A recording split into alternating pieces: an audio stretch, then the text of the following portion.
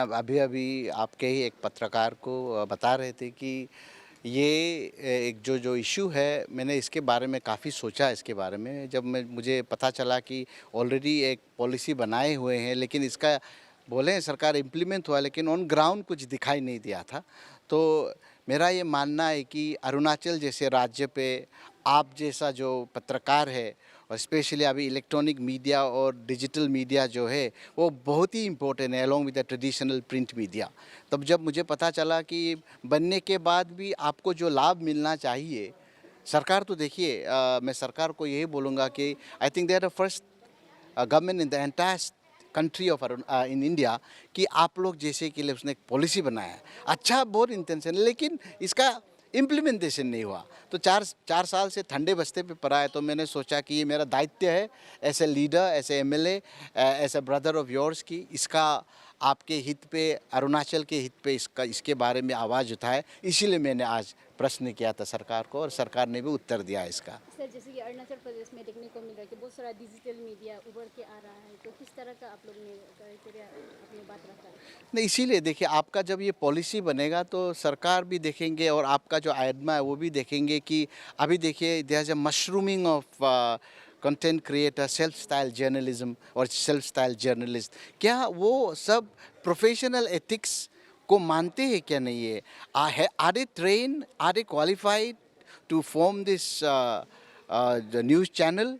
तो उसको लेके काफ़ी चिंतित हूँ मैं भी। इट्स अ डिफरेंट थिंग कि through this democratization of information has taken place.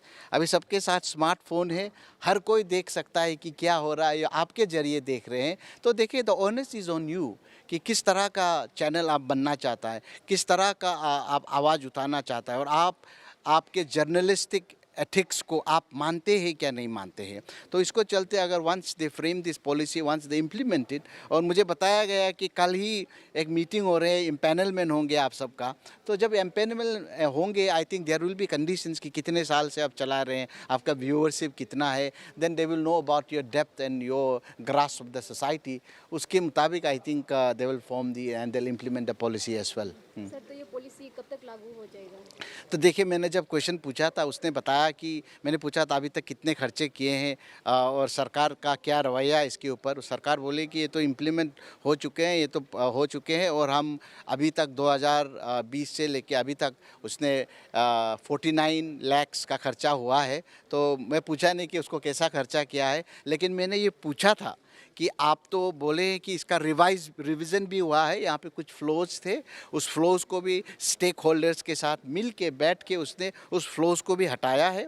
उसके बाद अभी फ्लोज को हटा के अभी ये they are about to implement that. तो मैंने फिर भी पूछा था कि देखिए, हमारे सीएम साहब काफ़ी सतर्क इंसान है, काफ़ी जानकारी इंसान है वो, क्योंकि वो हमेशा टाइमलाइन के बारे में बात करते हैं। तो मैंने उसको पूछा, जैसे हमारे सीएम साहब हमें सिखाते हैं कि टाइमलाइन के बारे में बात कीजिए, तो मैंने पूछा था कि आपका टाइमलाइन क्या है, आप उसको कब, क्योंकि 2020 पे हुए, अभी 25 हो रहे, अभी तक इम्प्लीमेंट नहीं हुआ इन टोटो। तो मैंने पूछा कौन सा साल पे आप इसको, समय क्या है, आप कल परसों कुछ तो डेट होगा, आप मुझे बताइए।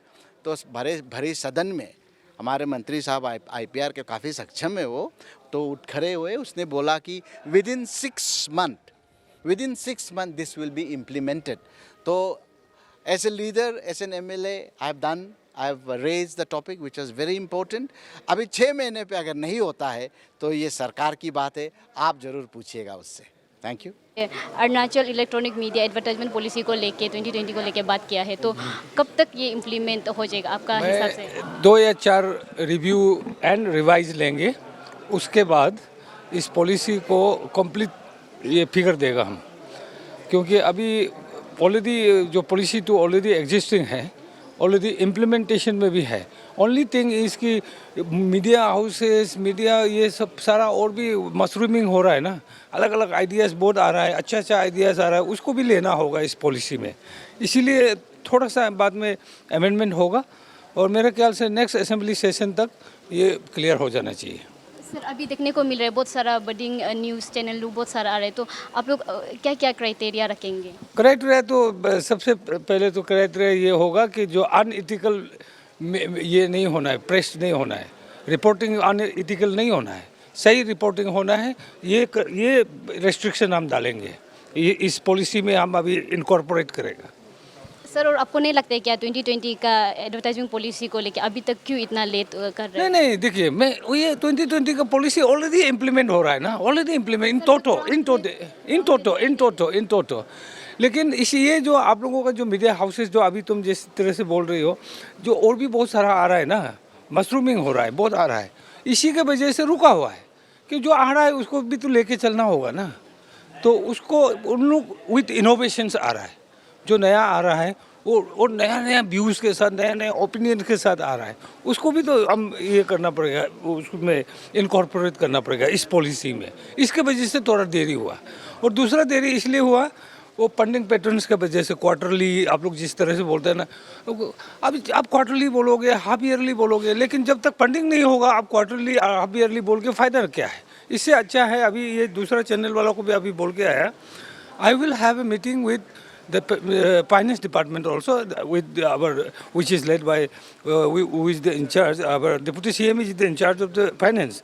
So I'll take meeting with him कि, और जो अभी ये 48 लाख का जो 2020 से 2024 तक जो हम खर्च किया है, ये भी बहुत छोटा सा पैसा है ना, बहुत कम पैसा है।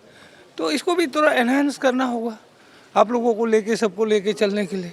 इतना मीडिया हाउसेस मशरूमिंग हो रहा है, इतना रिपोर्टर्स लोग, नया नया रिपोर्टर्स लोग आ रहा है, और कुछ ऐसे हैं जो और एक बात आप मीडिया वाला लोग, आपका मीडिया का थ्रू से मैं एक बात बताना चाहता हूँ, अनइथिकल रिपोर्टिंग जो करेगा उसके लिए भी पेनल्टी क्या क्या डालना है पॉलिसी में हम डालेंगे। सर, तो आप हम लोगों को लगभग टाइम लिमिट बता सकेंगे, लाइक कब 6 तक? मंथ मैंने असेंबली हॉल के अंदर बोला, विद इन 6 मंथ।